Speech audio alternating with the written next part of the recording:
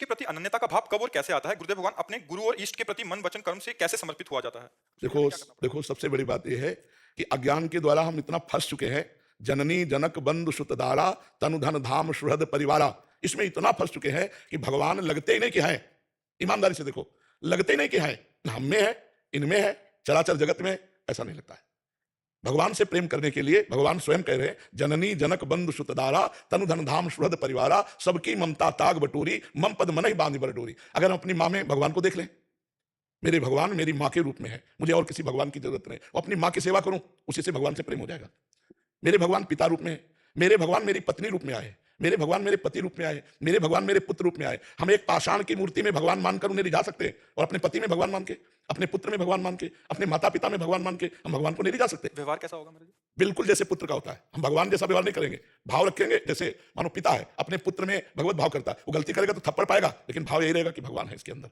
जैसे भीष्म जी विपक्ष में है, तो सामने श्री कृष्ण है विपक्ष में, तो युद्ध करते हुए बाण श्री कृष्ण को भी मार रहे हैं, लेकिन पूर्ण दास हैं भगवान श्री कृष्ण के भीष्म जी। तो इसमें यह नहीं होता कि हम भगवान मान रहे तो अगरबत्ती करेंगे अपने पुत्र की, नहीं, आवश्यकता पड़ेगी तो चपत लगाएंगे, डांटेंगे, लेकिन भावना रहेगी कि मेरे भगवान इसमें विराजमान है। जैसे सत्य वस्तु जाननी है तो आप देखो, ये चमक रहा है तो बिजली है, और ये इसमें भी बिजली है, पंखा में भी बिजली है। तो जो बिजली के तत्व को जानने वाला है उन यंत्रों में नहीं फंसेगा, वो यंत्र सब चल रहे हैं बिजली से। ऐसे ही चाहे कोई भी चराचर जीव हो, अगर उसमें चैतन्यता है, उसमें पावर है, तो भगवान है। महाराज जी, बात तो समझ आ रही है, बट आंतरिक धारण क्यों नहीं होता? मलिनता, वासनाएं, पाप, अज्ञान, इसी की निवृत्ति के लिए तुम कहते हैं राधा राधा रटो, राधा राधा जपो, फिर देखो आपको भगवान से प्रेम होता है कि नहीं। नाम जप सब विपत्तियों का नाश कर, हरि स्मृति सर्व विपद विमोक्षणा।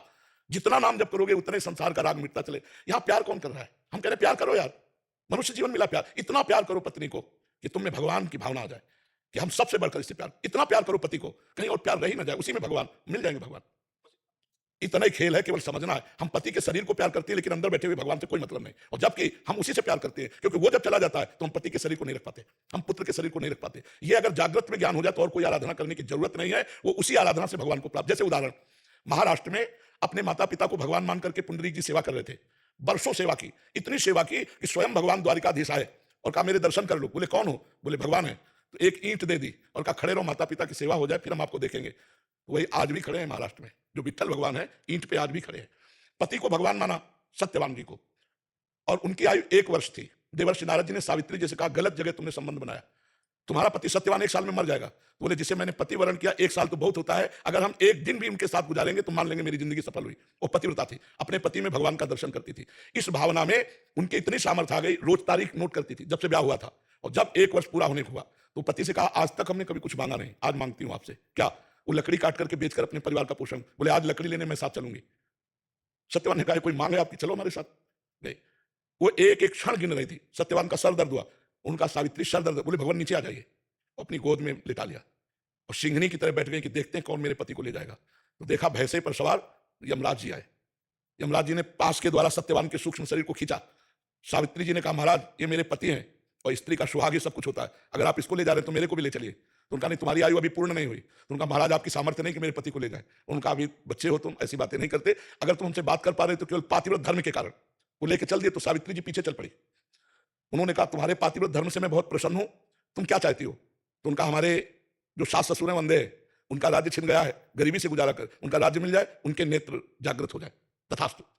फिर पीछे चले तो देखा सावित्री जी आ रही। उनका पीछे क्यों आ रही? बोले जहां पति वहीं पतिव्रता का स्थान होता है। आप ऐसा कैसे भूल गए कि हमारे पति को ले जाएंगे और मुझे छोड़? बोले एक वरदान और मांग लो। तो बोले जो मेरे माता पिता है, अर्थात मेरे कोई भाई नहीं है, उनके पुत्र हो जाए। बोले तथास्तु। फिर पीछे चल पड़े।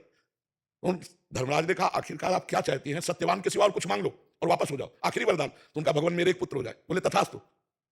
जय तथास्तु कहा तो उनका ध्यान करो मैं पतिव्रता हूं, मेरे पति के सिवा मेरे गर्भ में किसी का पुत्र आ नहीं सकता, अब आप पति को छोड़ दीजिए। धर्मराज की बुद्धि को चकरा दिया एक पतिव्रता ने, अपने पति को भगवान मानने और वापस ले आई। तो हम लोग क्या करते हैं कि मंदिर में तो भगवान को मान सकते हैं या अन्यत्र भावना कर सकते हैं, लेकिन अपने घर परिवार में भगवान को नहीं मान सकते। तो कैसे भगवान से प्रेम हो? जब गोस्वामी जी देख रहे हैं तो सिया राम में सब जग जानी, तो हम अपने परिवार को और प्यार करें। हम ये नहीं कह रहे वैराग्य करो, और प्यार करो, अभी इंसान मान के प्यार करो, फिर अंदर भगवान को देखकर प्यार करो। ये तुम्हारी भक्ति बन जाएगी, तुम्हारा मंगल हो जाएगा। आज पति पत्नी में विश्वास नहीं है, माता पिता पुत्र में संबंध खट्टे हो रहे हैं, बूढ़े माता पिता को जवान पुत्र फुटपाथ में निकाल दे रहे हैं। क्या ये है? पति कह रहा पानी पिलाना जरा, वो बोले शंकर जी को चढ़ा के आ रहे हैं, सामने शंकर जी मांग रहे हैं, उनको तो पिला नहीं रहे, वहां शंकर जी में जाओगे तो क्या? तो ये व्यवहार अगर शुद्ध हो जाए तो हमें भगवान से प्रेम हो जाए। अगर व्यवहार शुद्ध नहीं होगा तो इसी में फंसे रहेंगे, इसी में फंसे रहने के कारण भगवान से प्रेम नहीं होता। ममता पांडे जी।